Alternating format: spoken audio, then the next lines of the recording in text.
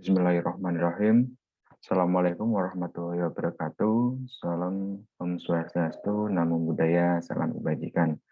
Selamat pagi, selamat siang, dan selamat sore untuk Pak Andi dan juga teman-teman semuanya. Sebelumnya perkenalkan, nama saya Tessa Surya Kurniawan dari kelas manajemen SDMP tahun 2019.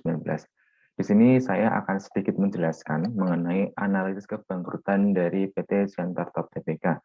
Yang mana dalam pelaksanaannya nanti saya akan menganalisis dari laporan keuangan dari PT Siantar Top Tbk ini. Apakah nanti dari hasil analisis PT Siantar Top Tbk cenderung akan mengalami kebangkrutan atau justru menunjukkan tren positif, yaitu menunjukkan signifikasi atau tren yang bagus dalam mengalami keuntungan sehingga rentan akan kebangkrutan seperti itu. Nah, mungkin sebelum masuk ke analisis, saya akan sedikit menjelaskan mengenai informasi umum perusahaan PT Siantar Top Tbk. Bahwasanya pada tahun 1972 dengan skala industri kecil, perusahaan ini mulai dirintis. Nah, pada tahun 1987, Nyonya Endang Wijajanti dengan sarjana hukum dengan notaris Sidoarjo Han didaftarkan dengan nama PT Siantar Top Industri berdasarkan Akta Nomor 45 tanggal 12 Mei, teman-teman semuanya. Jadi Siantar Top ini mulai dirintis tahun 72, namun mulai secara resmi menjadi industri atau secara hukum dengan ada notarisnya dengan surat akta notaris itu pada tahun 1987. Nah, untuk ruang lingkup kegiatan perusahaan ini bergerak pada industri makanan ringan seperti snack, crackers, kembang gula, dan juga makanan ringan lainnya seperti yang ada pada gambar di bawah ini. Ini ya teman-teman semuanya. Ini ada salah satu beberapa dari produk dari Siantar Top, mulai dari mie, dan juga crackers, dan juga snack-snack lainnya seperti itu. Dan juga ini pada ajang expo di Siantar Top.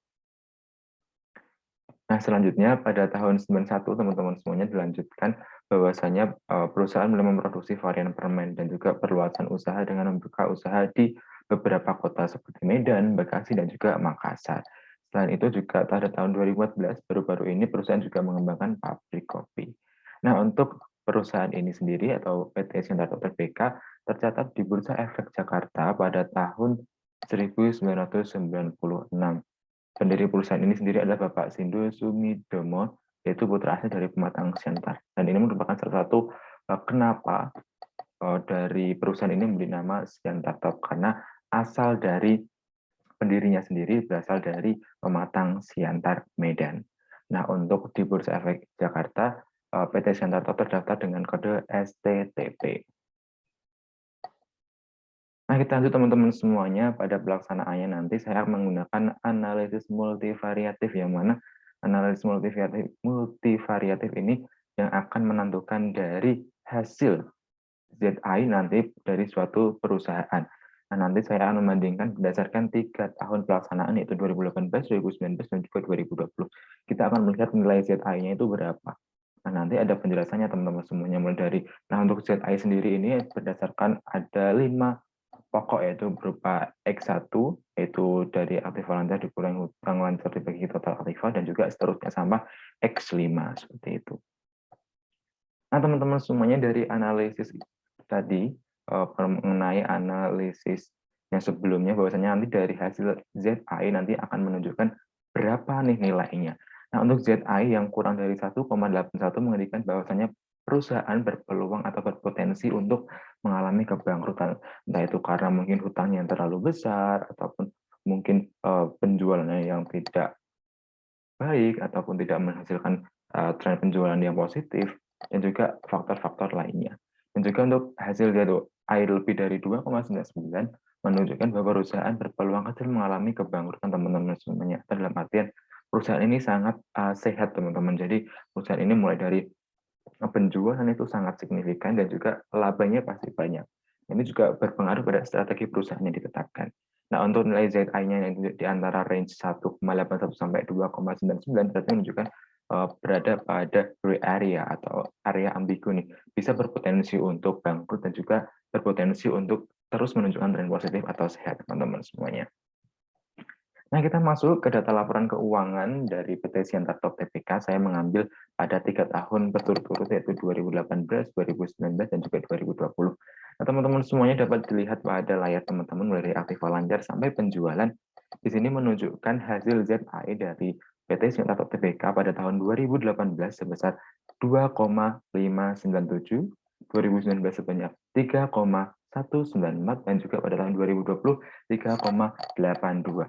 Nah, teman-teman semuanya mungkin tadi pada slide sebelumnya, nah menunjukkan bahwasanya untuk nilai minimal pada setiap indikasi ZI-nya seperti itu.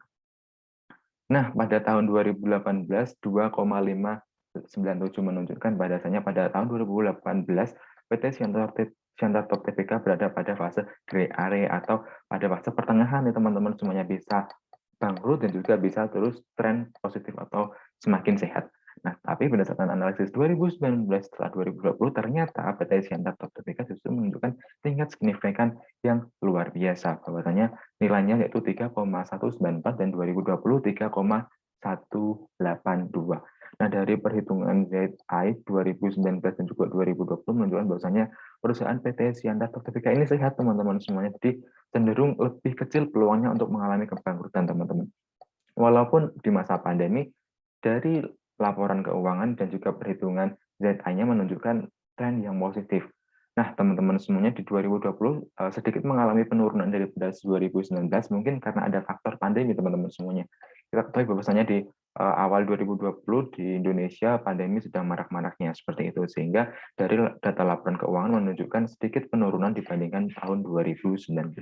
Namun berdasarkan dari 2018 ke 2019 menunjukkan signifikan dari hasil ZI-nya.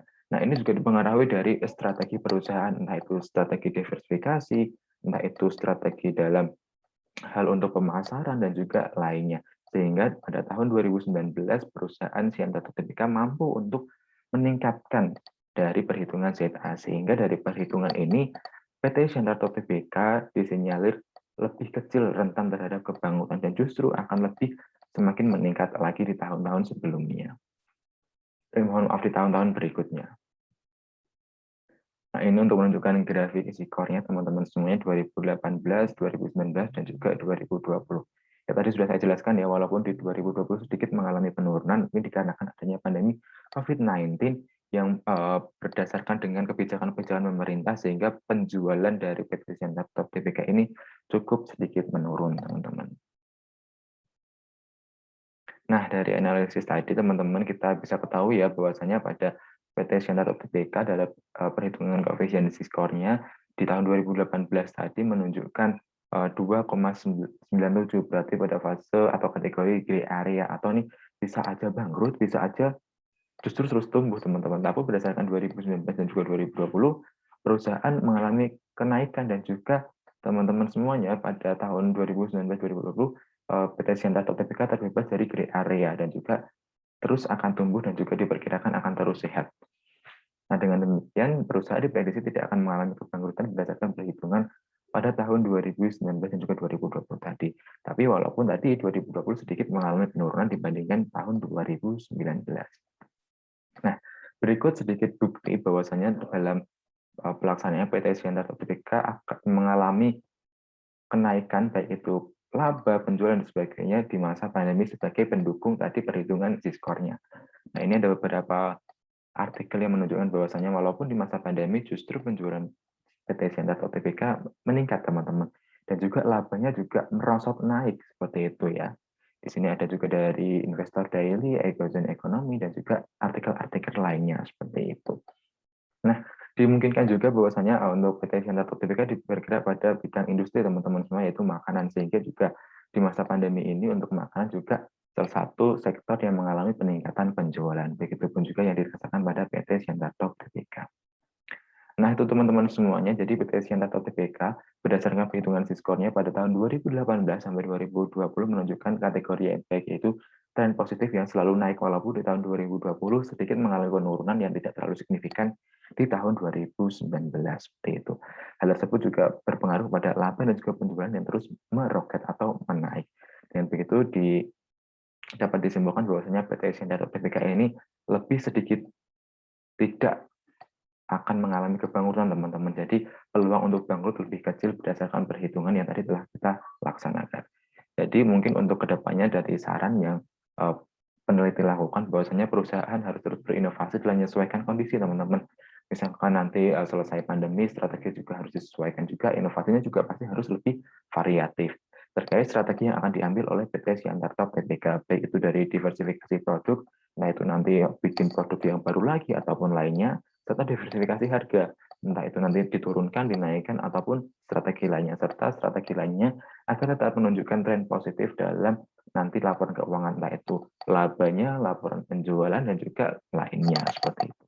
Nah, itu teman-teman semuanya, dan Pak Andi terkait sedikit presentasi yang bisa saya sampaikan terkait analisis kebangkrutan pada PT Siantarto Tbk. Tadi pada hasil analisis yang saya lakukan bahwasanya pada PT Siantarto Tbk menunjukkan tren positif dari tahun 2018 sampai 2020. Dengan begitu, PT Siantarto Tbk ini salah satu perusahaan yang sangat minim atau tidak rentan dengan kebangkrutan walaupun di masa pandemi ini. Seperti itu. Mungkin cukup dari saya. Terima kasih atas perhatian dari Pak Andi dan juga teman-teman semuanya. Mohon maaf apabila ada kekurangan atau kesalahan dalam menyampaikan. Mungkin cukup dari saya. Terima kasih. Wabillahi taufiq wal hidayah. Wassalamualaikum warahmatullahi wabarakatuh.